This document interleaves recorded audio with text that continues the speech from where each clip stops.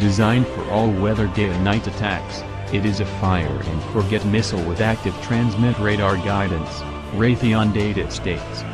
The AIM-120D is built with upgrades to previous AMRAAM missiles by increasing attack range, GPS navigation, inertial measurement units and a two-way data link, Raytheon statements explain.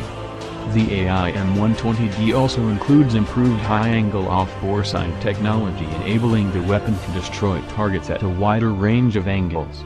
Additional upgrades to the stealth fighter, slated for 2021, are designed to better enable digital communications via data links with 4th and 5th generation airplanes. The backbone of this upgrade also includes the installation of an open systems architecture that will allow for future upgrades to be done faster and at less expense than could be previously accomplished, Volpe said. Stealth coding maintenance. The Air Force has contracted Lockheed Martin to perform essential maintenance to the F-22's low observable stealth coding to ensure it is equipped to manage fast emerging threats. Lockheed Martin completed the first F-22 Raptor at the company's Inlet Coating Repair (ICR) speedline, a company statement said. Periodic maintenance is required to maintain the special exterior coatings that contribute to the 5th generation Raptor's very low observable radar cross-section, Lockheed stated. The increase in F-22 deployments, including ongoing operational combat missions, has increased the demand for ICR. Additionally, Lockheed Martin is providing modification support services, analytical condition inspections, radar cross-section turntable support and antenna calibration.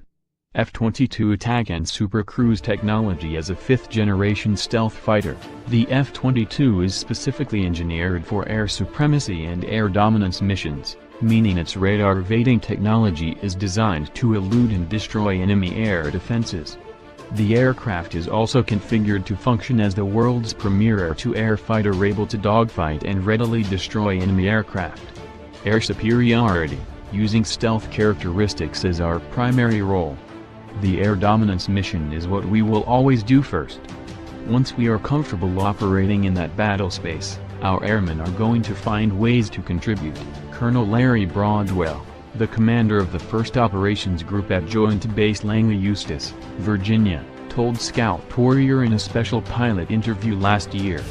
The F-22's command and control sensors and avionics help other coalition aircraft identify and destroy targets. While some of the aircraft's technologies are not publicly discussable, broad F-22.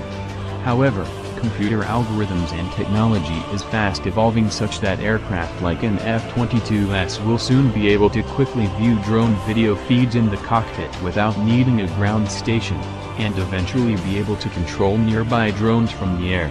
Zacharias explained that 5th generation fighters such as the F-35 and F-22 are quickly approaching an ability to command and control nearby drones from the air. This would allow unmanned systems to deliver payload, test enemy air defenses and potentially extend the reach of ISR missiles. Because of its sensors, the F-22 is uniquely able to improve the battlefield awareness, not just for airborne F-22s but the other platforms that are airborne as well, he said. The Raptor has an F-22 specific data link to share information with other F-22s and also has the ability to use a known data link called Link 16 which enables it to communicate with other aircraft in the coalition, Broadwell explained in an interview last year. Newer F-22s have a technology called synthetic aperture radar, or SAR, which uses electromagnetic signals or pings to deliver a picture or rendering of the terrain below, allow for better target identification. The SAR technology sends a ping to the ground and then analyzes the return signal to calculate the contours, distance and characteristics of the ground below. The addition of SAR mapping has certainly enhanced our air-to-ground capability. Previously, we would have to take off with predetermined target coordinates. Now, we have an ability to more dynamically use the SAR to pinpoint a target while airborne. The F-35 is needed because it is to global precision attack what the F-22 is to air superiority. These two aircrafts were built to work together in concert. It is unfortunate that we have so few F-22s. We are going to ask the F-35 to contribute to the air superiority mission. Overall, The Air Force operates somewhere between 80 and 100 F-20. Now hangar roofs have been stripped away, leaving the paneling to fall down on F-16 drones below. The extent of the damage has yet to be fully calculated, though later statements indicate 17 to 19 F-22s remained at Tyndall during the storm, but all aircraft are intact and will likely fly again. Whether the remaining 3 to 5 F-22s were moved out or were not on base to begin with is unclear. Defense Secretary Mattis told reporters, "I'm not ready to say it can all be fixed, but our initial review was perhaps more positive than I anticipated." In light of the amount of damage, Air Force Secretary Heather Wilson subsequently stated on October 16 that damage to the F-22s was less than feared, with the hangars having sustained more damage than the aircraft within. Officials from Lockheed Martin are currently evaluating the extent of the damage.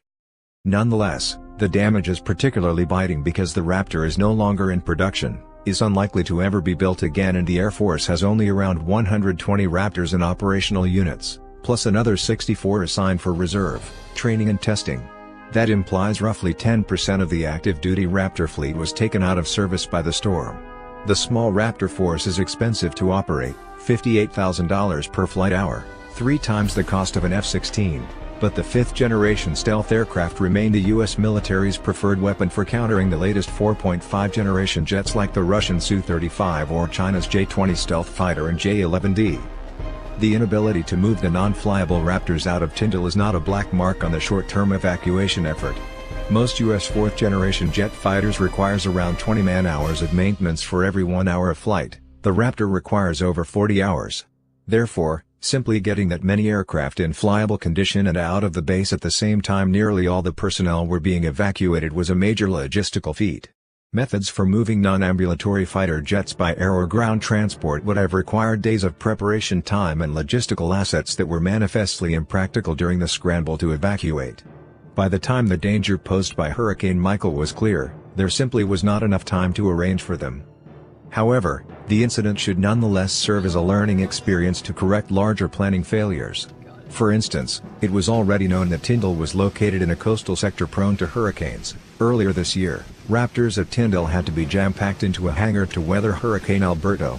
For several years, the Pentagon, and particularly Defense Secretary Mattis, have been concerned with the impact of global warming, which may not only increase conflicts in desertified regions but also render unviable many U.S. military bases on coastal locations. The incident has also spotlighted the Pentagon's struggles with operational readiness. Of the 55 Raptors at Tyndall, only 60% were able to fly out of the base with a few days' notice. In fact, while the finicky Raptor has an especially poor fleet-wide readiness rate of 49%, even less maintenance-intensive aircraft such as F-16s and F-15 average only 70 to 75% operational readiness, and that figure may go back down to 50% for Marine and Navy fighter units. Defense Secretary Mattis recently set a likely unachievable goal of a minimum of 80% readiness across the U.S. military by August 2019. Unfortunately, attempting to surge readiness rates on the short term could have a negative impact on sustainability in the long. F-22 Raptor will be America's premier weapon to ensure dominance over the skies until it is eventually replaced by whatever comes out of the U.S. Air Force's FX program. The most direct Chinese analog to the Raptor is the Chengdu J-20. How would such a jet fare against America's best? Not much is known about the Chinese jet. It might not even be a fighter in the traditional sense of the word. It could be a specialized aircraft that is specifically designed to attack the sinews of U.S. power projection capabilities in the Western Pacific as part of an overall Chinese anti-access area denial strategy. Basically, the jet might be optimized to hit support assets like tankers, AWACS, J-STARS, or even carry long-range cruise missiles to attack scattered U.S. bases and aircraft carriers in the region. Here's what we do know about the J-20. It appears to have a stealth airframe, and it liberally borrows design cues from both the Raptor and its Lockheed stablemate, the F-35 Joint Strike Fighter. That's not an accident. The Chinese very likely stole a large amount of classified F-35 data. There are some indications that the J-20 is primarily a strike aircraft but with a robust air-to-air capability. Like the American F-35, the newest J-20 prototypes appear to have an electro-optical targeting system mounted under the nose. That sensor could be Beijing A-Star Science and Technology's EITS-89 electro-optical targeting system. A dedicated air superiority fighter wouldn't need that kind of sensor. There are also indications that the Chinese jet carries an active electronically scanned array radar. Allegedly, the J-20 would be fitted with a Type 1475 radar, which is supposedly being tested on a China test flight establishment-owned Tupolev Tu-204. However, there is no way to confirm that information because the People's Liberation Army Air Force isn't really all that forthcoming about sharing information about its developmental projects. That being said, given Beijing's interest in the Su-35, which is mostly likely driven by a desire to harvest that flanker variant's radar and engine technology, I have my doubts about how far along the Chinese have gotten on developing an operational ESA.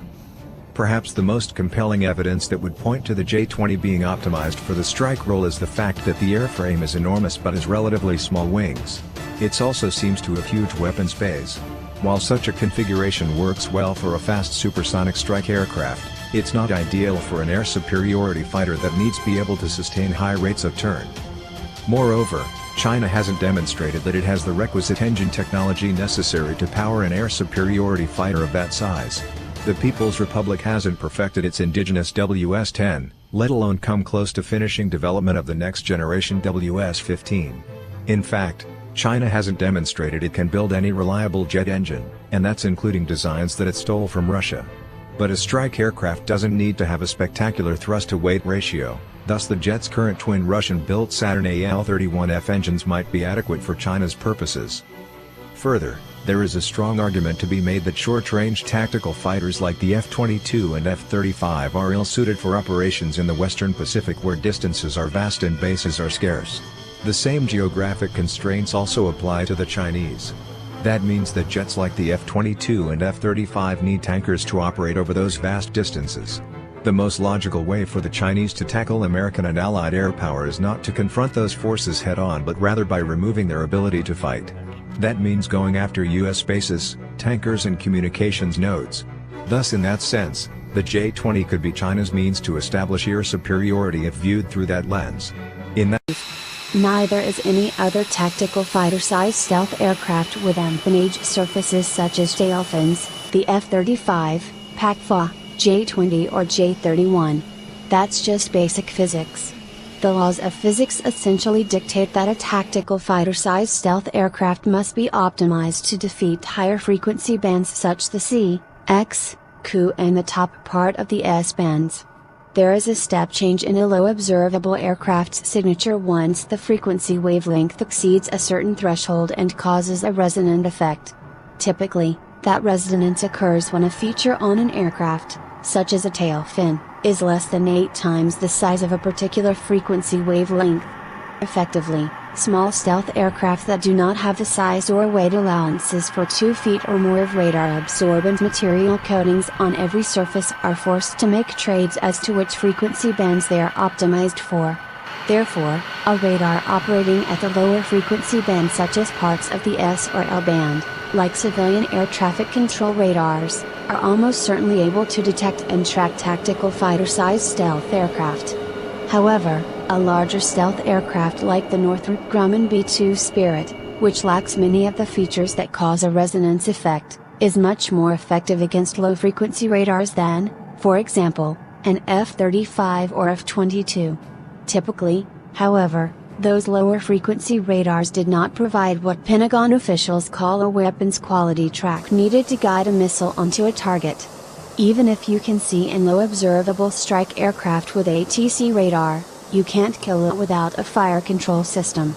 That being said, Russia, China and others are developing advanced UHF and VHF band early warning radars that use even longer wavelengths in an effort to cue their other sensors and give their fighters some idea of where an adversary's stealth aircraft might be coming from. But the problem with VHF and UHF band radars is that with long wavelengths come large radar resolution cells. That means that contacts are not tracked with the required level of fidelity to guide a weapon onto a target. As one U.S. Navy officer rhetorically asked, does the mission require a cloaking device or is it okay if the threat sees it but can't do anything about it? Traditionally, guiding weapons with low-frequency radars has been limited by 2 factors. One factor is the width of the radar beam, while the second is the width of the radar pulse, but both limitations can be overcome with signal processing. Phased array radars, particularly active electronically scanned arrays, solve the problem of directional or azimuth resolution because they can steer their radar beams electronically. Moreover, AESA radars can generate multiple beams and can shape those beams for width, sweep rate and other characteristics. Indeed, some industry experts suggested that a combination and maintain them. More of the F-22 fleet could mitigate operations, tempo, and we're always on the road, so if we had more Raptors, there'd be more Raptor squadrons, more Raptor maintainers that would mitigate some training and operational demands, Daniel said. Lieutenant Cole Ben of the 325th Operations Group agreed. That's exactly right, he said. But these decisions are above my pay grade. Daniel added, of course, there's a huge cost with that. He's right. Indeed, cost was the driving factor behind then Defense Secretary Bob Gates' decision to push for the Pentagon to prematurely stop buying the aircraft. $20 billion restart according to a 2010 RAND study, to restart the F-22 production line to build 75 more of the jets would cost about $20 billion in inflation-adjusted dollars. To build a new Raptor, not a 1990s version, you're not building the same airplane you were building before, and it becomes a much more expensive proposition, a defense analyst in Washington, D.C. told Military.com on Background on Thursday. So do you build a new old F-22, or do you build an improved one? The analyst said. And that figure is a rough estimate to restart a marginal lot of planes. It doesn't take into account the cost of hiring workers, integrating newer stealth technologies, or training and equipping additional pilots. Preparing Raptor pilots to fly from the nest takes time, too. To make a really good F-22 pilot, I need about 7 to 8 years to get him to where he is fully employing a jet and can actually quarterback the whole fight, Daniel said.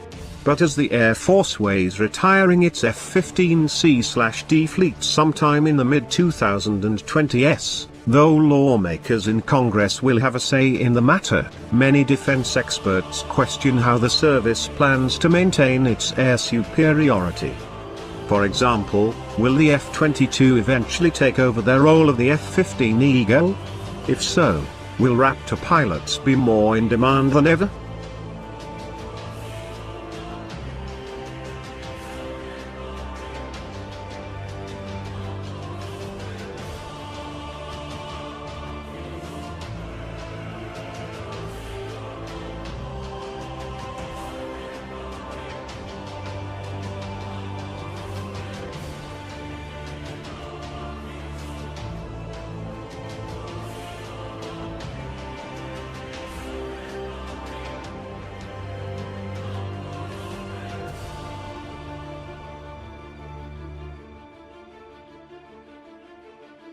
F-22 Raptor, F-35 Joint Strike Fighters and Bell Boeing V-22 Osprey, is now in the hands of foreign adversaries as a result of cyber espionage.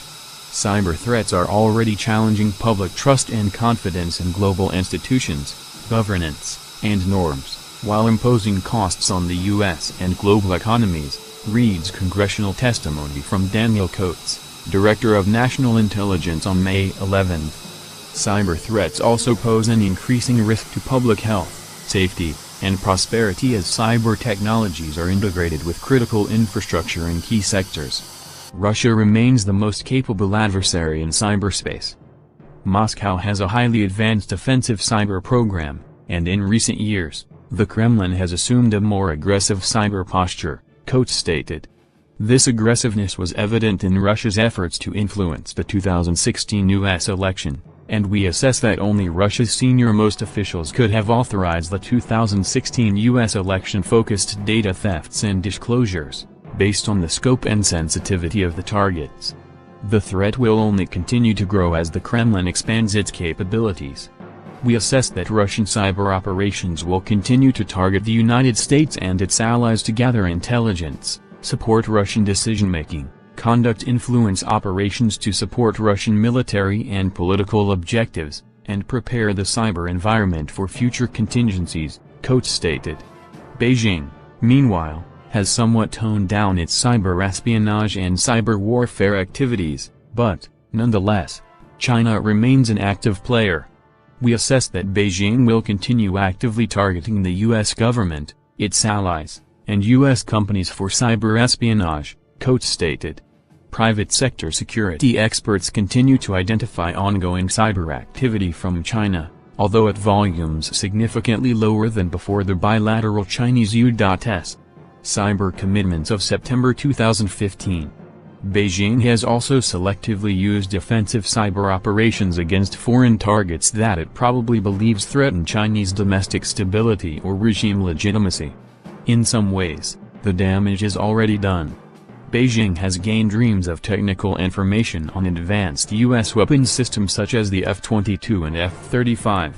Adversaries will continue to use cyber operations to undermine U.S. military and commercial advantage by hacking into reads congressional testimony from Daniel Coates, Director of National Intelligence on May 11.